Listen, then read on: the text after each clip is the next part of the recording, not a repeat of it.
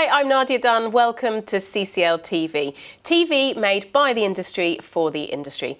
But who are CCL? Well, CCL are an independent and neutral third-party logistics service provider and custom clearance specialist. From e-concept to e-logistics for e-commerce, CCL has the e-solution. Now, joining me today is Martyn Collins. Thank you so much for being here, Martyn. Martyn's Festival Director at Digital City. It's really lovely to have you. How are you doing? I'm very well, thank you, Nadia, and thank you very much for taking the time to talk to me. Oh yeah, thank you for being here. Now, you're extremely busy. You've got a festival next week, but we'll come to that shortly. So before we start, can you tell us a bit about Digital City and your role with the company? Yeah, of course, be delighted to. The Digital City Festival has been created in recognition of Manchester's status within the UK as, outside of London, the largest digital and tech hub.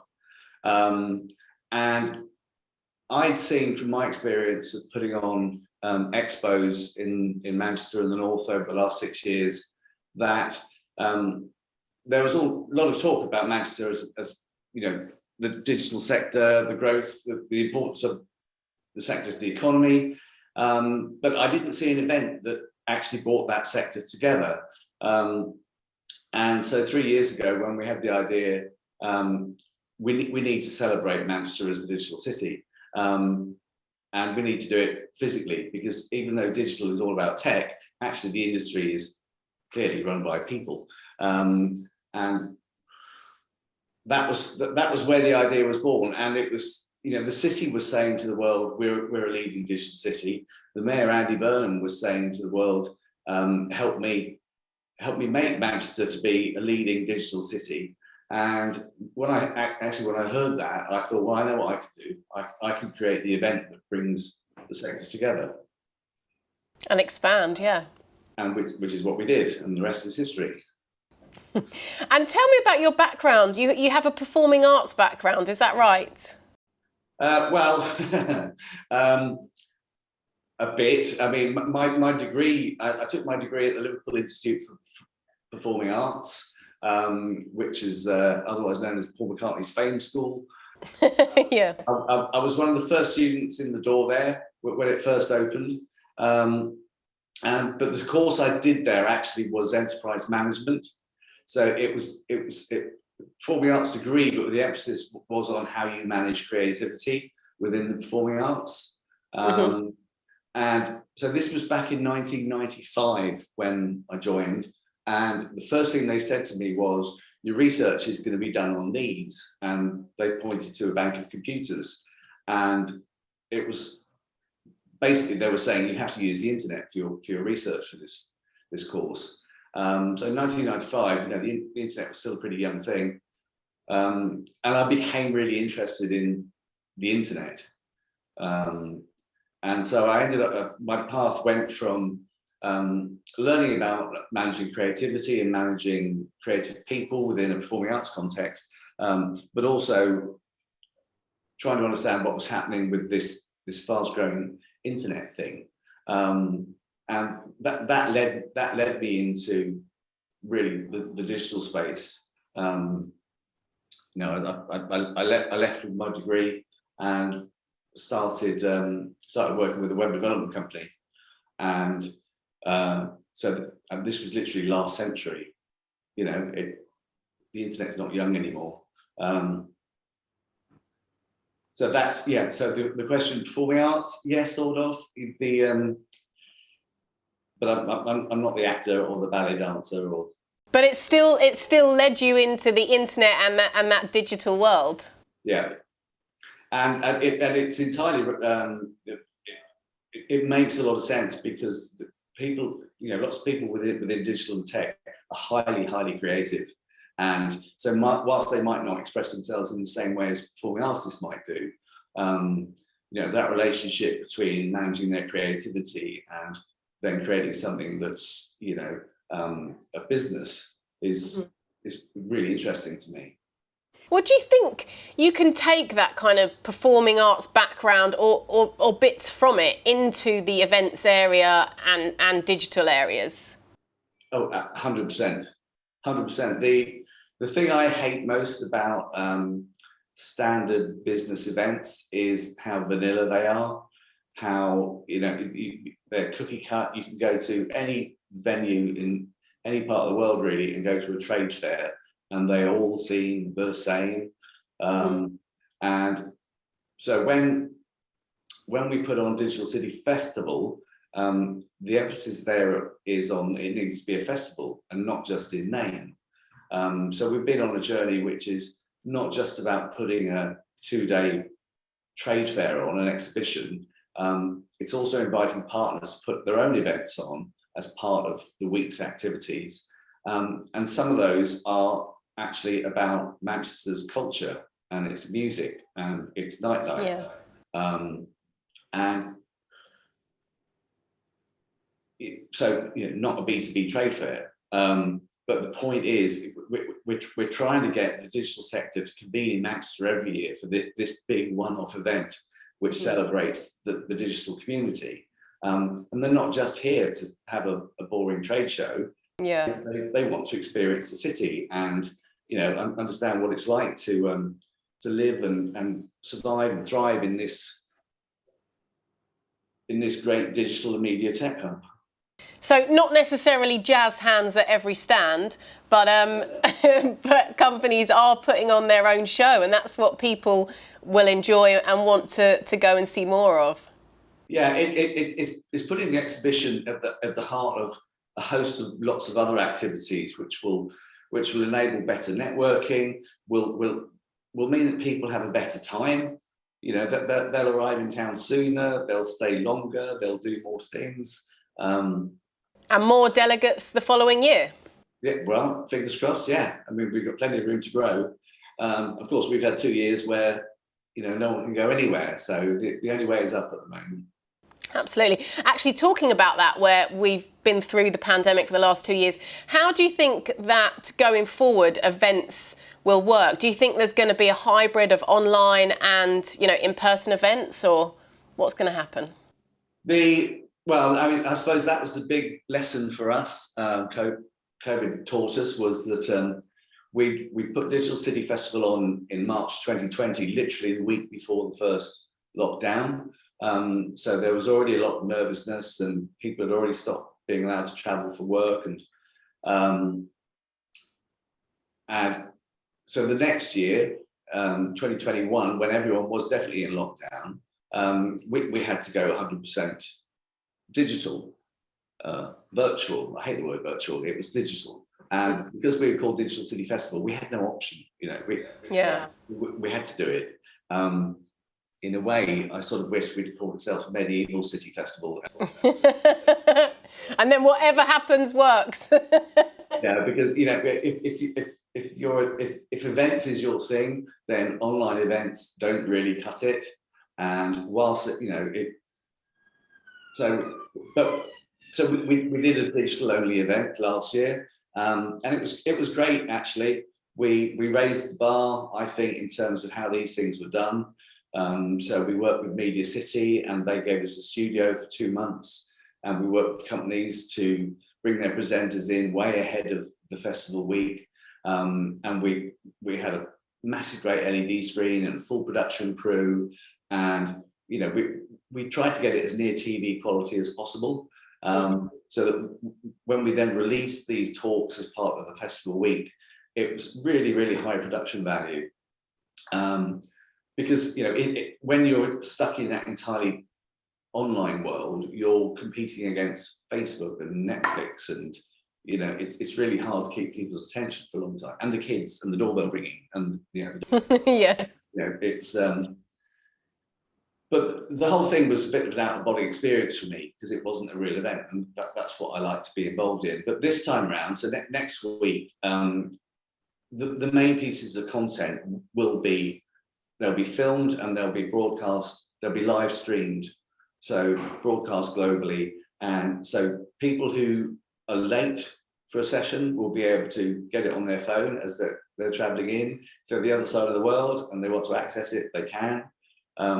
So those things are great, so it's accelerated what we maybe should have been doing anyway as a digital festival. So no, I don't think everything will be hybrid. It has to be about the quality of content.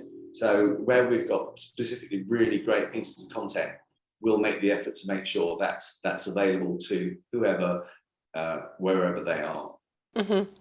And I guess it's just making sure that it's accessible and it's including more people. Like you said, if someone's late or if someone's on the other side of the world, they can still be involved and open up Digital City to even more people. Absolutely. So Digital City, whilst we're here in Manchester, and it's, you know, Manchester clearly is a physical space, Digital City should actually be in the ether as well. You know, it's a construct. Yeah. Now, Martyn, can you tell me about your involvement with Prolific North? They're my boss.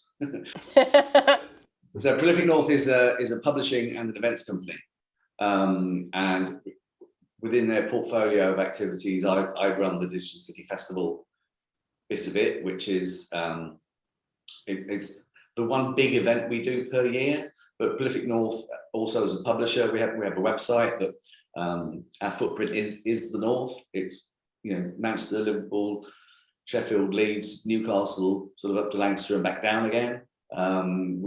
We've got journalists. We break news on creative, digital, media, tech, e-commerce sectors. We run a series of awards throughout the year. We run round tables. We do research into the sector. So today we've just published the top 50 integrated agencies. So anyone who wants a real insight into, you know, who the key players in the northern integrated agency space, we've done all that work, and you can see that on the website. So important cog in the wheel. So Digital City Festival is very much within that digital realm, which becomes quite techy. Prolific North is probably the more media, PR, publishing side. But you know, the two have joined at the hip really. And there's so much going on within both of those. What are the benefits of being based in Manchester as opposed to London or anywhere else in the UK? Manchester's Manchester's a powerful economic force. You know, it's a brand that's known globally, whether it's through football or music or whatever. You know, it's a city that was the heart of the first industrial revolution, and with, you know, the growth in digital and tech is actually playing a major role in this current industrial revolution. What do they call it? 4.0, Industry 4.0. Yeah. And unlike London, you know, I've lived in London, and I go to events there all the time. And if you run an event in Manchester, like we're doing next week, and you've got several things going on throughout the week, you can walk to them all. You know, it's a short hop across the city. You know, if you can't walk, there's trams and buses and taxis. You know, it's actually physically quite a small space, the city centre, but so much going on. Mm-hmm. If we were try to do this in London, and one event's in Fulham, the other one's in Canning Town, you know, it takes you forever to get between the two. And then if you've got to go back to, I don't know, Felton, where you are the next, you know, it's... Oh, well, that'd take a day or two.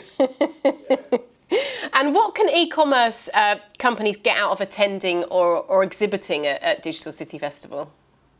Well, we talk about Manchester as a digital tech hub. It's also an e-commerce powerhouse.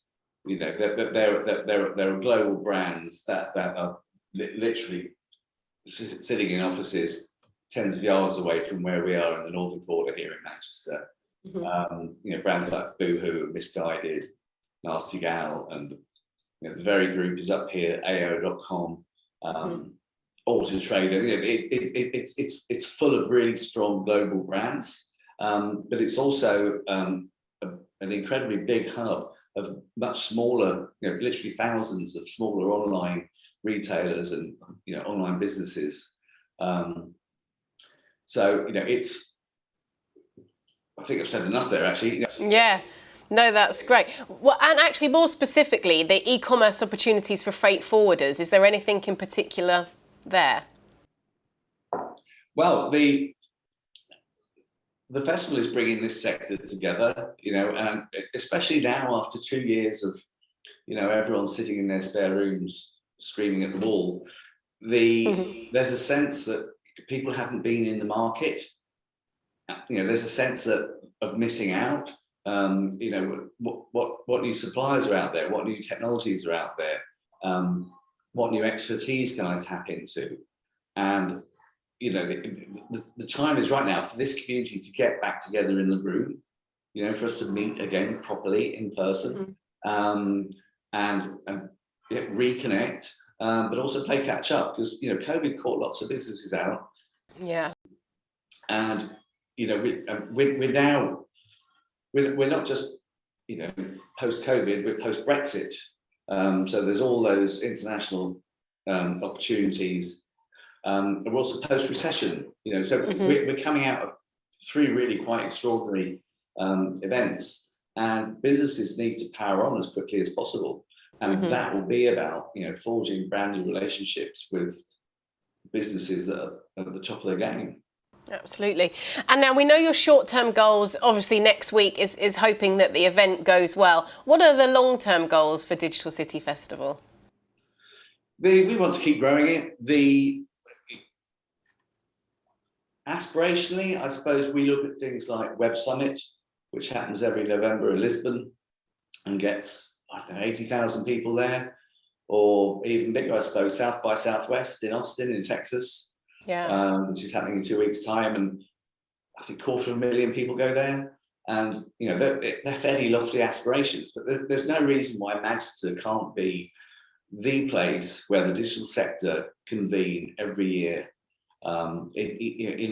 in a similar way to those those other massive events. So becoming a cornerstone for the digital community, both here and globally, for years to come. And finally, Martyn, if you were to be stranded on a desert island, what album or book would you take with you? So no streaming. I can't have Spotify or. No, there's no internet on this island. The first album that came to mind is probably the first album that I ever properly fell in love with, and just kept playing. So, and that's LA Woman by The Doors. Oh, nice, yeah. My other half's a massive fan of that one, so yeah, good taste. Well, thank you so much for joining us on CCL TV. It's been really lovely to see you, and good luck with the festival next week, and hopefully we'll see you again very soon. Lovely. Thank you very much, Nadia. Thank you, and thank you for watching CCL TV. Remember, CCL are much more than packages.